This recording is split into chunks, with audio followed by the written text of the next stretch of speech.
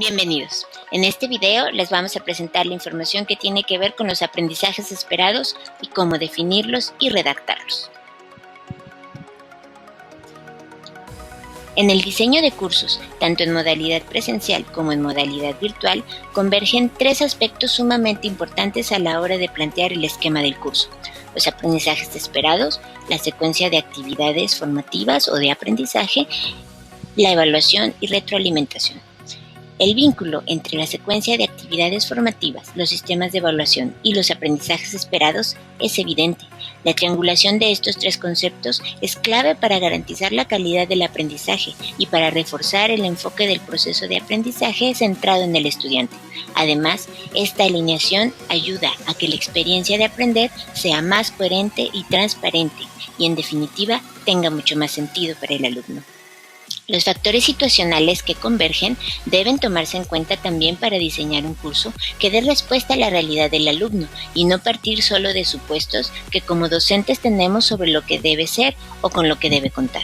Aquí la importancia de generar un diagnóstico previo, no solo de conocimientos o habilidades necesarios para la asignatura, sino también de los recursos tecnológicos con los que cuenta el alumno, si sabe usar o no el software que pretendemos utilizar, qué tanto tendremos que acercar las herramientas que pretendemos usar a través de tutoriales, o el estilo de aprendizaje de cada alumno para diseñar estrategias de manera que todos los estilos se vean potencializados. Volveremos a este esquema profundizando en los factores situacionales en Desarrollando Competencias 2. El docente pasa a ser un facilitador del proceso de aprendizaje y más aún con las características de la educación en línea que estudiaremos en la segunda parte de esta capacitación. Es importante que te asumas como parte esencial del proceso de aprendizaje, como guía y apoyo para que tus estudiantes lleguen a los aprendizajes esperados, a través de la secuencia de actividades que diseñarás específicamente para lograrlo y midiendo sus logros a través de la evaluación. Para reconocer en dónde estamos, es preciso saber qué entendemos por aprendizajes esperados. Los aprendizajes esperados se refieren a todo aquel conjunto de conocimientos, habilidades, actitudes que se espera que un alumno adquiera en una situación de aprendizaje. Los aprendizajes esperados son declaraciones verificables de lo que un estudiante debe saber, comprender y ser capaz de hacer tras obtener una cualificación concreta o tras culminar un programa o sus componentes. Los aprendizajes esperados son declaraciones de lo que se espera que un estudiante conozca, comprenda y sea capaz de hacer al final de un periodo de aprendizaje. Los aprendizajes esperados no surgen por mero capricho ni se organizan de forma azarosa.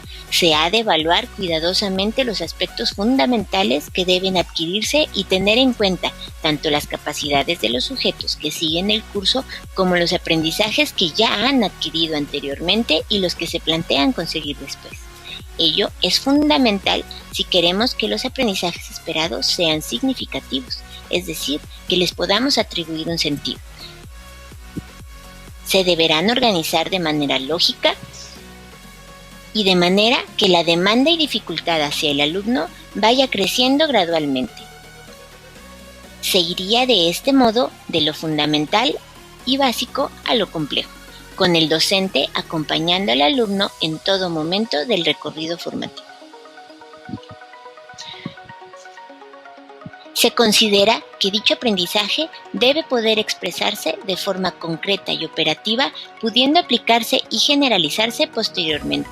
Se trata de indicadores respecto a los logros que se espera que cada alumno logre alcanzar en diferentes facetas durante el periodo formativo. Para identificarlos, puedes plantearte las preguntas: ¿qué debes saber? ¿Qué debes saber hacer? ¿Y con qué actitudes para lograr el desempeño que se espera en el alumno? En caso de requerirse, los aprendizajes esperados pueden presentarse de manera secuencial. ¿Cómo se redactan los aprendizajes esperados? Número 1. Usa una palabra de acción mediante un verbo. Número 2. Elige dicho verbo de una taxonomía promoviendo los niveles superiores. Número 3. Usa solo un verbo por aprendizaje esperado. Número 4. Evita verbos ambiguos como conocer, aprender, familiarizarse con. Número 5. Considera la alineación del aprendizaje esperado con el perfil de egreso del programa. sigue una estructura. Especifica el verbo de desempeño que pretendes lograr en tus alumnos, contestando la pregunta ¿qué realiza el estudiante? ¿Qué acción hará? Determina sobre qué objeto realizará dicha acción. Establece las condiciones en las que realizará dicha acción sobre el objeto. ¿En qué contexto realizará la acción sobre el objeto? Precisa la finalidad de dicha acción sobre el objeto en las condiciones que estableciste. ¿Para qué de la acción? En la diapositiva mostramos un aprendizaje esperado donde la acción que realizará el estudiante será analizar. El objeto que analizará será la identidad cultural latinoamericana. ¿En qué contexto o condiciones la realizará? Lo realizará tomando una postura crítica, respetuosa y fundamentada, con la finalidad de hacerlo a través de actos comunicativos, orales y escritos. Este es un ejemplo de un aprendizaje esperado que nos indica claramente la intención que el docente ha establecido que realicen sus alumnos al finalizar el periodo escolar, con condiciones muy específicas que apoyarán la evaluación de los aprendizajes adquiridos, pues la condición declarada, tomando una postura crítica, respetuosa y fundamentada, implican una serie de acciones observables y verificables que realizará el alumno a través de actos comunicativos, orales y escritos. Ahora tocará al docente establecer la secuencia de actividades que los llevará del punto cero al punto donde el alumno realiza dicho aprendizaje esperado en las condiciones ahí descritas. Al perderse un navegante, utiliza la estrella polar para orientarse. Es la estrella visible a simple vista que apunta hacia el norte. De esa misma forma, las taxonomías de procesos de aprendizaje pueden ser una herramienta útil para determinar los aprendizajes esperados, pues muestran los resultados de los estudios realizados a los procesos de aprendizaje en distintos niveles y que son fundamentales a la hora de planificar un proceso educativo que pretende guiar al alumno hasta la obtención de nuevos aprendizajes.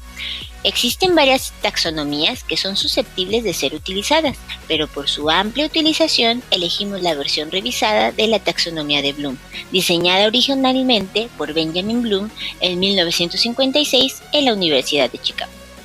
Según los postulados de Bloom y su equipo de colaboradores, el aprendizaje abarca 3 planos bien diferenciados, aunque con frecuencia se combinan en los aprendizajes esperados propios de la educación superior. El plano subjetivo es el que se refiere al componente emocional del aprendizaje, es decir, aquello relativo a las actitudes, los valores y la ética. Los verbos para evaluar el plano subjetivo son, entre otros, aceptar, acoger, adherirse, apoyar, apreciar, combinar, compartir, comunicar. Los puedes leer en la diapositiva, que está en tu bloc de notas. En el plano psicomotor, engloba las destrezas físicas y las relacionadas con la coordinación, también importantes cuando se habla de determinados tipos de actividades formativas.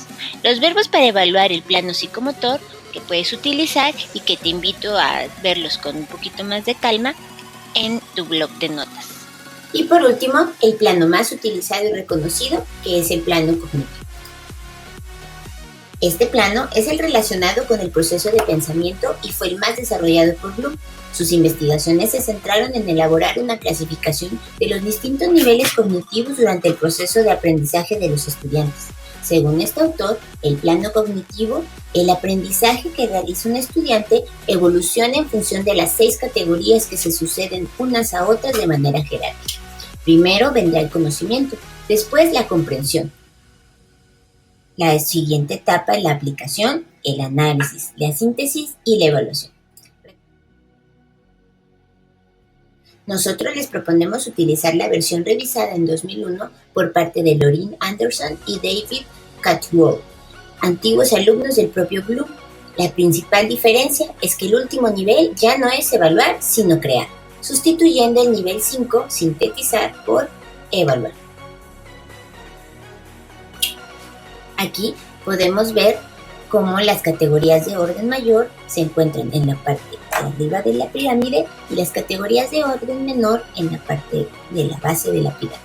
Recordemos que la dirección ideal del pensamiento es de la base hacia arriba, es decir, iniciar con el conocimiento, después la comprensión, siguiendo la aplicación, el análisis, la evaluación y la creación. El conocimiento se refiere a cuando el estudiante recuerda y memoriza la información sin que necesariamente ello implique su comprensión. El siguiente nivel, la comprensión, es cuando el estudiante entiende la información. El siguiente nivel, en la aplicación, el estudiante utiliza lo aprendido en nuevas situaciones, es decir, resuelve problemas manejando las ideas y los conceptos aprendidos. Analizar es donde el estudiante es capaz de distinguir y separar la información aprendida en sus principios o elementos, buscando interrelaciones. El siguiente nivel, evaluar.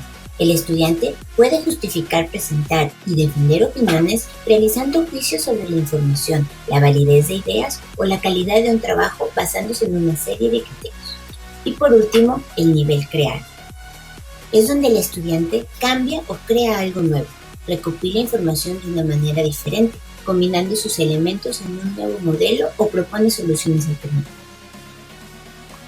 Según esta estructura jerárquica, cada categoría superior está compuesta por las categorías situadas debajo de ella.